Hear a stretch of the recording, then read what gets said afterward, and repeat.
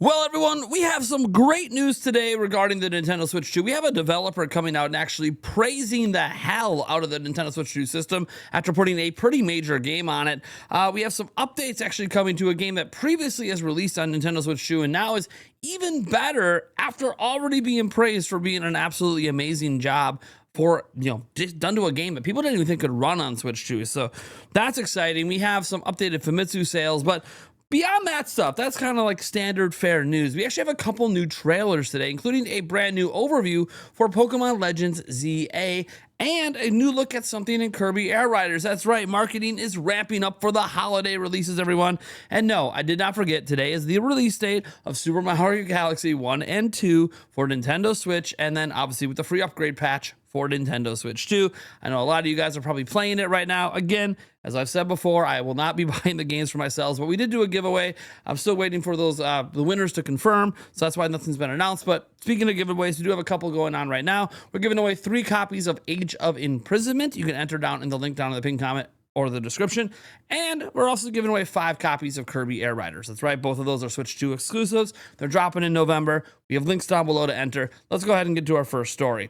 This first story, of course, is about Star Wars Outlaws. Now, Star Wars Outlaws is getting a new update which improves performance and visual quality. So, Ubisoft has released a fresh new update for the Switch 2 version of Star Wars Outlaws.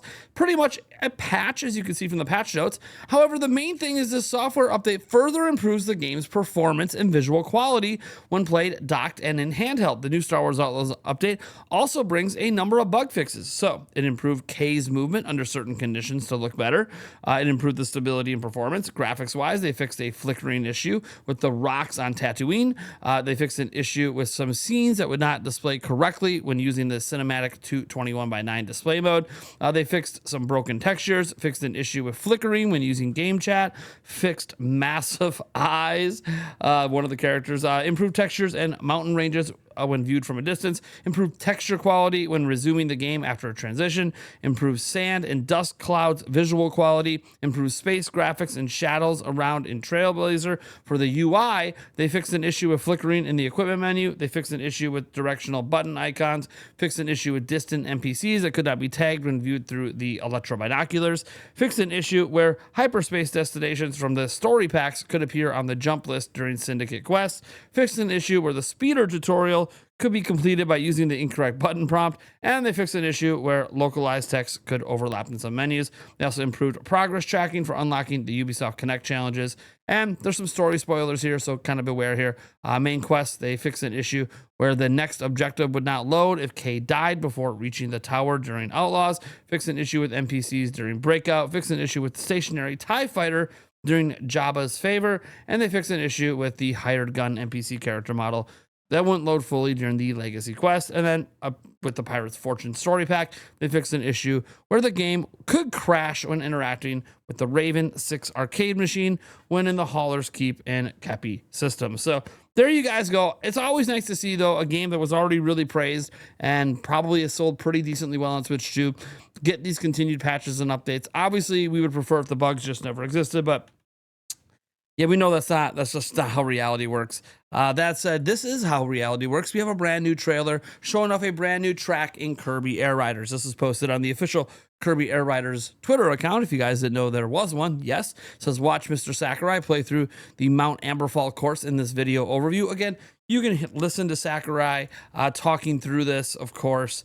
And if you would like to, it's very much feels like we're back at the Kirby Direct. And I actually wonder if this is a segment cut out of the future upcoming Kirby Air Riders Direct. But you can see here that they're showing off the wheelie bike with Chef Kawasaki. And look, it's going to be a pretty cool track. This is like a winter one that kind of changes a little bit. So it's like a winter track / desert track. Kind of an interesting combo. You're going to see him using a lot of the boosts here. You know, some of the drifting and sliding you could do. He talks about doing it frequently through. You're going to see some item uses as well, of course.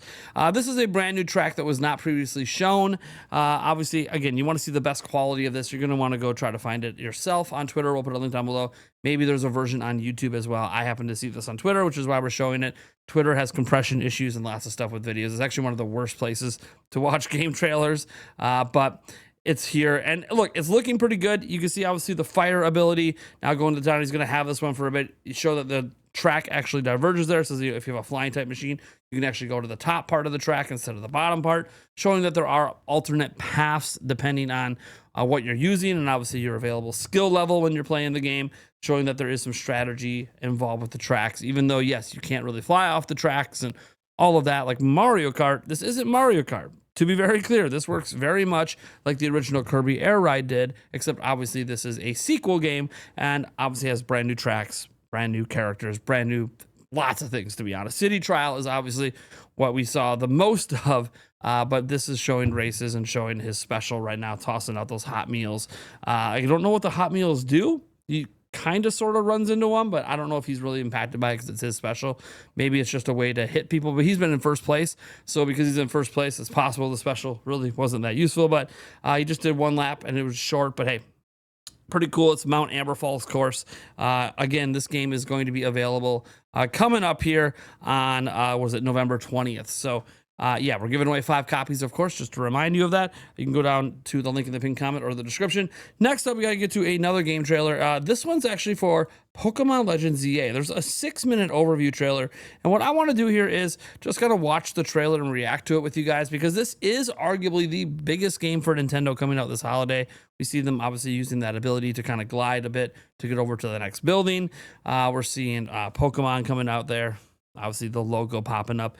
So this is an overview trailer that's just kind of explaining the general gist of the game and what to expect in Lumio City. That's where the entire game takes place. So we get an actual pretty good look at what the actual city looks like. Again, I'm not super impressed by a lot of this visually, but I try to remind myself it is a Switch 1 game. And also, let's just be honest, the Pokemon Company hasn't really done a great job creating visual feasts during the Switch generation. Their move to console in the HD era, I would say, has been a little underwhelming visually, but what is nice to see is they're showing the Switch 2 version, and that's pretty much the only version of the game they've shown. They've demoed it. I've actually played Legends EA, and look, it runs really smooth, which it feels weird that we even have to talk about that, but that was my biggest takeaway, is not just how fun the combat system was, because yes, the combat system was actually rather enthralling. You can see some of the live dodging here just for catching and stuff like that. So like this is indicative of what like the full battle system's like. I really like this a lot. And there's like cooldowns on all your abilities. So instead of there being like, hey, you can only use Ember 10 times or whatever, and then you have to like recharge it. No, actually, it actually just is on a cooldown. Obviously, the cooldowns will vary move to move. The more powerful the move is, the longer the cooldown.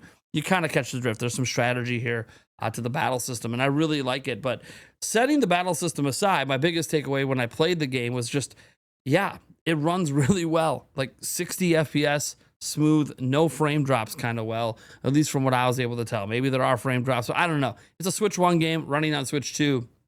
So naturally, they're showing off the best version of the game. I'm a little scared about what this game is going to look like on Switch 1.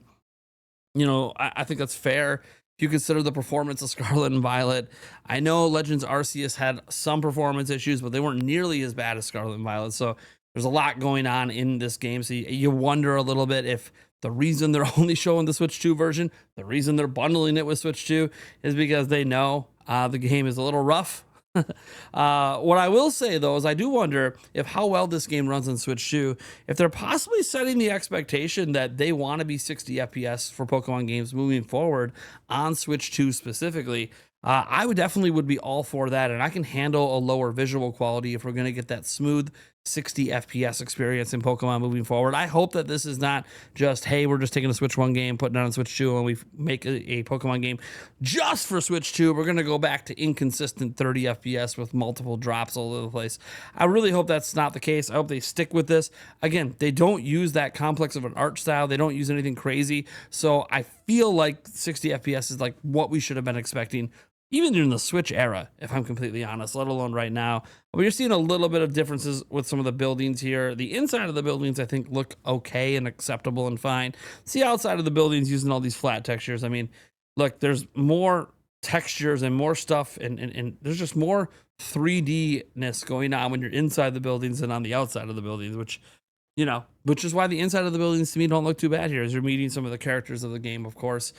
Team MZ, we know all about the ZA battle rank system that you move up. Look at this character again. I always forget his name. That's right. He's AZ, which always makes Thunderstash Gaming from the Nintendo by Podcast laugh, because he's been calling this Pokemon Legends AZ the whole time because he's from Arizona. But there's actually a character in the game that goes by AZ, so I think it's hilarious. We're going to talk about the rogue mega evolutions that can happen. These are ones that are where Pokemon are mega evolving without having a trainer. That's pretty fascinating that that can happen in this game. And I will say one of the most exciting things from the Legends ZA demo I played all the way back at PAX West was actually a mega evolution fight. I've never actually been a huge fan of mega evolutions, so actually being able to participate in how this mega evolution battle worked, and again, they're showing different ones here. I really enjoyed the mega evolution battle. I actually am kind of looking forward to participating in many more of these mega evolution battles. They were very exciting, and to me, for the first time, really made mega evolutions feel like this unique thing compared to normal battles. I'm going to be honest, mega evolutions in the past always kind of, to me, even with raid battles in Scarlet and Violet, it kind of just felt like an extension of normal Pokemon battles, and it's just, it's like a new evolution of the Pokemon, except it's temporary. This actually feels like when you fight mega evolutions, that it kind of just brings it to a new level of combat. And I know technically that's always been that way. I just never felt it. It kind of felt unnecessary, and I know that's an unpopular opinion. Remember, I'm not a huge Pokemon fan, but I'm really enthralled by this combat system. Here they're showing multiple trainers going at it. We know up to 4 online can fight each other at the same time. Obviously showing up some of the new mega evolutions, some of the crazy, this all looks really good. If this would have been how they revealed Pokemon Legends ZA earlier this year, this trailer right here, I think people would have went absolutely nuts. And kind of ignored the fact that all the textures on the side of the buildings are flat and there's not a lot of, it doesn't look alive, right? That the city kind of looks drab and boring, but then you get to this amazing combat stuff, and oh my gosh, does it look good. Looks like we have about a little less than a minute left on here.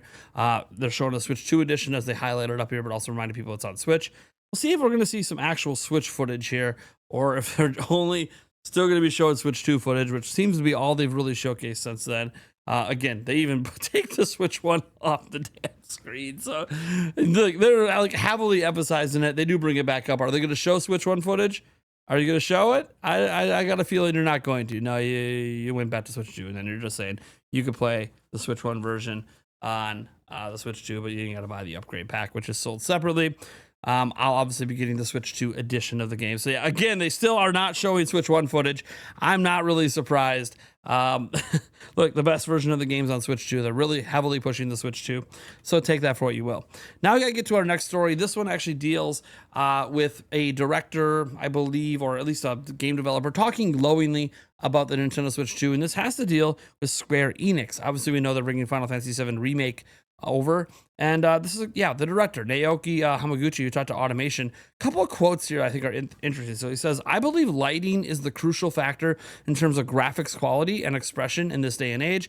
And then he goes on to say, "In our experience, if you just use the hardware properly, you'll be able to deliver games at the quality players expect." And by the way, people are pretty impressed with the Final Fantasy VII Remake integrate port.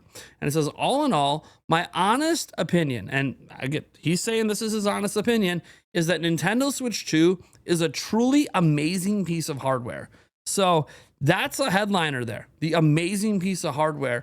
Look, the more and more we're seeing some of these high quality third-party ports come over, the more and more we're hearing from the developers that the Switch 2 is really good. They really like what Nintendo's doing here, especially in that portable form. And their games can run on it and run well. We're seeing it from Ubisoft. We're now seeing it obviously from Square Enix. We're seeing it from Capcom. So developers seem to be very pleased with this kit of hardware. And yeah, they know that this is kind of the performance level Nintendo's now providing for the next 5 to 8 years.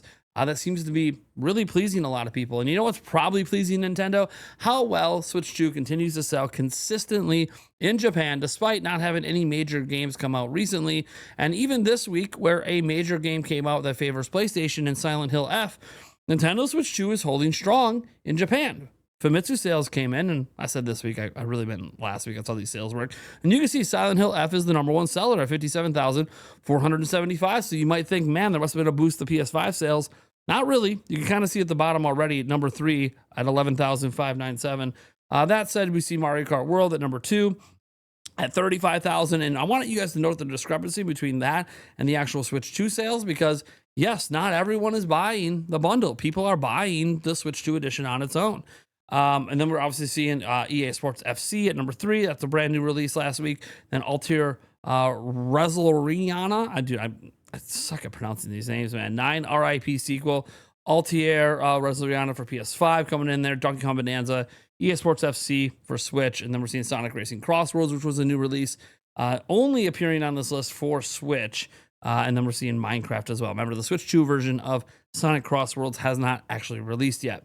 As we come down here, hardware sales, we're seeing Switch 2 at 44,000. That's actually about 4,000 higher than the week before, so it actually increased week over week despite having no major release. Switch OLED coming in at number 2. Then we're obviously seeing PlayStation 5, then Switch Lite, PlayStation 5 Digital, then Switch, PlayStation 5 Pro, and then all the Xboxes with PS4 chiming in at the very bottom. So, yeah, I think this is actually quite an impressive hold, considering that you would figure Silent Hill F being the biggest release of the week should boost PlayStation 5 sales, but it kind of didn't. PlayStation 5 held steady week over week. So, yeah, look, Switch 2 is doing really well in Japan. I don't think anyone is surprised there. And this is before we get to this week, which has Mario Galaxy 1 and 2. Now, I don't know if Mario Galaxy 1 and 2 is going to move a lot of Switch 2 units.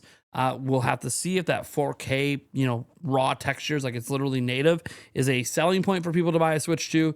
We'll find out, obviously, if there's any boost there. I do expect Mario Galaxy 1 and 2 to sell a lot of units in Japan. I just don't know if it's going to specifically be a booster for Switch 2, but I guess we'll find out. I think Legends EA will be a booster, if nothing else, because Legends EA has a bundle worldwide with Switch 2, and I think that bundle is going to be a big deal. But again, we won't be able to talk about those sales, at least the Japanese ones, until later this month, and then we won't be able to talk about like the American sales or anything until like the middle of November. So, all right, guys, I want to thank you so much for tuning in. I am Nathaniel Rebel from Nintendo Prime. Whew, man, exciting times as we're now in our first holiday season for Switch 2, and the news just keeps coming, and it's going to continue to keep coming extremely hard over and over as we get deeper into the holiday season. Get your mind out of the gutter. I know what you're thinking over there. All right, guys, catch you in the next video.